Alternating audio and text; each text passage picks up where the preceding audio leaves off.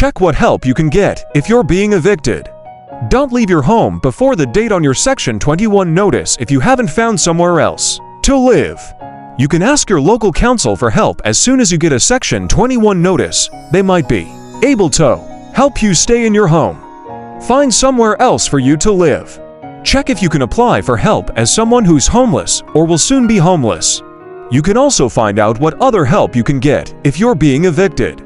If you decide to move out before the end of a Section 21 notice, you have to keep paying your rent until the day your tenancy ends, even if you move out before the date on your Section 21 notice. You won't be responsible for paying rent if either you agree with your landlord to end the tenancy early, called surrendering your tenancy. You give valid notice to end your tenancy before the Section 21 notice date. You can't withdraw the notice if you change your mind. The rules about giving notice will depend on the type of tenancy you have and what your tenancy agreement says. Check how you can end your tenancy. If you're leaving and you've paid all your agreed rent, ask your landlord to write to you, confirming that your tenancy has ended and you've paid everything you owe. Both you and your landlord should sign it.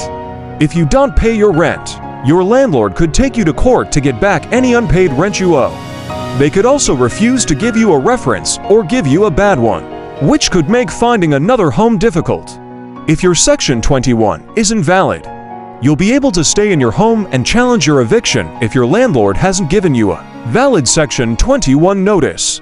Your landlord will have to give you a new, valid notice if they still want you to leave your home.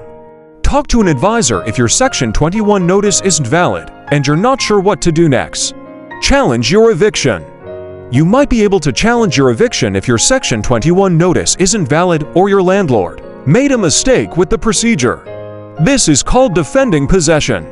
You'll need to wait until you get papers from the court before you can challenge your eviction. If you get court papers, if you don't leave your home by the date on your Section 21 notice, for example, because you want to challenge it, you'll get papers from the court.